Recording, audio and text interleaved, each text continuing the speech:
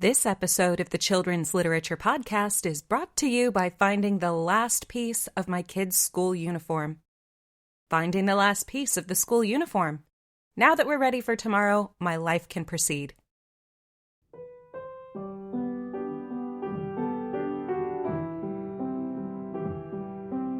Welcome to the Children's Literature Podcast. I'm your host, TQ Townsend.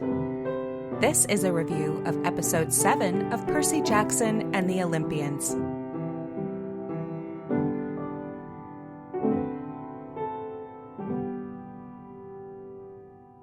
We Find Out the Truth, Sort of, is the second to last episode of Season 1 and is based on the end of Chapter 17 through the very beginning of Chapter 20 of The Lightning Thief by Rick Riordan. This review will take a look at how faithfully the show interprets the book. So if you haven't read the book or seen the show, go do some reading, then do some watching, then come on back. I'm still hooked on this series despite the previous entry being pretty weak. It starts out with Percy walking into a waterbed showroom.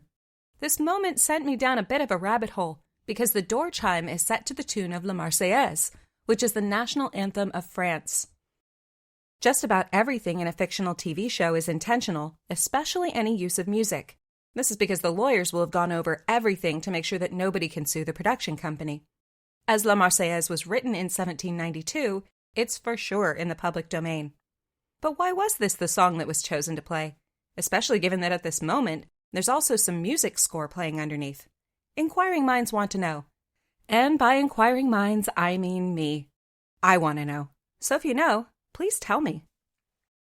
I wish the rest of the episode was as engrossing as this moment, but alas, it was not. In the last episode, Hermes gave the kids a big envelope full of instructions, complete with a map. We never see any of this stuff, though, so the kids must have read it off screen. This didn't happen in the book, and I don't like this change at all.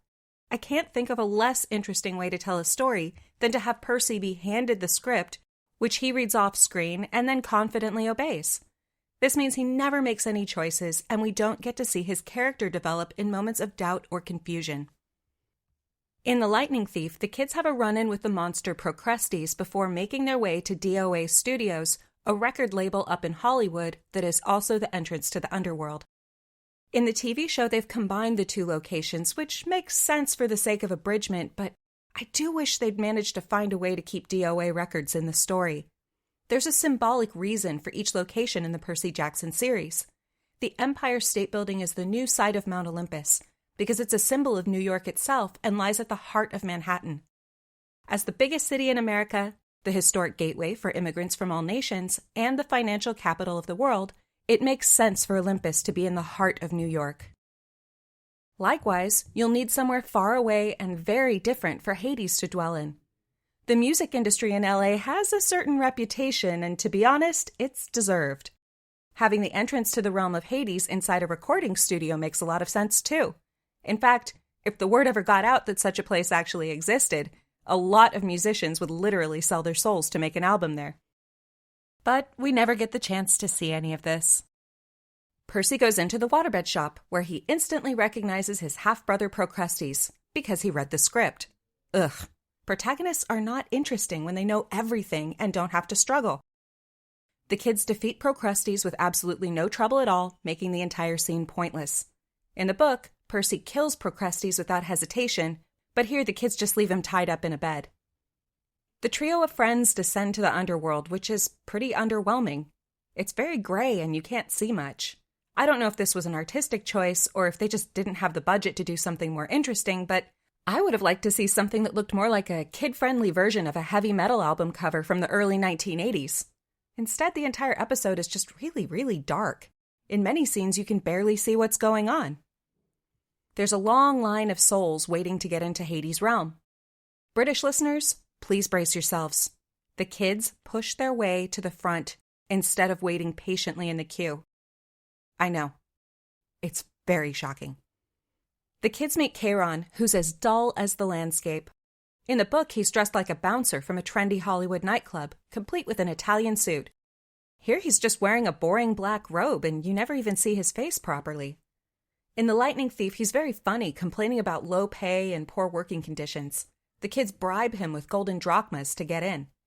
In the show, Charon just says, "You're not dead," in a very flat tone, and then calls Cerberus, who turns out to be the Underworld's most useless guard dog. His 3 heads are those of a Rottweiler, though, so that at least matches the novel. I think the writers could have found a way to keep some of the more colorful elements from the book without making the episode too long. I don't understand the point of interacting with characters like Procrustes and Charon if they show no personality and neither help nor hinder Percy and his friends. This is sightseeing, not storytelling. In a well-told tale, every character should help or hinder the protagonist in some way. Every encounter should give that protagonist the chance to learn, grow, struggle, make a choice, get closer to or farther from a goal, something. Good stories don't include passages that say, "And then the hero met some guy who was eating soup. The hero walked by him and nothing important happened." This is effectively what happened with Procrustes and Charon. The kids' encounter with Cerberus was at least interesting, and there did seem to be genuine danger, but the 3-headed dog himself didn't have a lot of personality, and I would have taken the whole thing more seriously if one of the kids had been injured or at least showed some sign of being really rattled. The show makes more strange choices, unfortunately. The plot decides to eject Annabeth by having her get snared in a growing plant that traps those who have regret. She has to use her magic pearl earlier than planned in order to escape back up to Los Angeles. In The Lightning Thief, she goes with Grover and Percy all the way to Hades' palace, and I can't think of a good reason for the writers to kick her out of the story early. Grover loses his magic flying shoes into the pit of Tartarus as described in the novel, although, again, the show has toned everything down a bit too much. In the book, Grover gets pretty scratched up while trying to keep from being sucked into the giant chasm, and the kids are terrified by the experience. The actor playing Percy gives a good performance in this scene, but the filmmakers forgot to add stuff like sweat, ripped clothes, dirty faces, or showing signs of injury. This is a nice, clean family show, so they don't need to show blood, but it would have been easy to show the actors limping a little after this, or at least walking like they're exhausted, so the audience could see they've been through something intense. Hades is a bit different from the book, but I like the take on the character. As with Ares, his appearance has been toned down, because this is a show for kids, and we don't want to scare the kids. He's civil and tries to be friendly with his nephew, cracking a dad joke and awkwardly trying to relate to him. Once again, though, the writers cut out the good funny parts from the book. In The Lightning Thief, Hades explains to Percy that he doesn't want a big war because he already has plenty of dead people to deal with. Given the population explosion of the 20th century, he's had to add expansions to the underworld just to warehouse all the souls. This is a moment that manages to be very funny without disrupting the seriousness of the scene, and it would have worked perfectly in the show. Overall, I do like the scenes in Hades' palace. The actor playing the god of the underworld makes a big impression in a short amount of time, and the set is nicely designed. I like that he has just a very simple, tasteful living room with a Chesterfield sofa and some Hieronymus Bosch scenes painted on the wall. It would have been nice to get to see this sense of style elsewhere in the episode. Kids who watch this show will actually get a pretty good tour of the ancient Greek underworld. After seeing this episode, you can research the realm of Hades with your kids. Have them draw a map showing the rivers that flow into the underworld, Charon's boat ferry, the various fields, the garden of Persephone, and Hades' palace. You can also have them draw Cerberus in any way they imagine, scary or cute.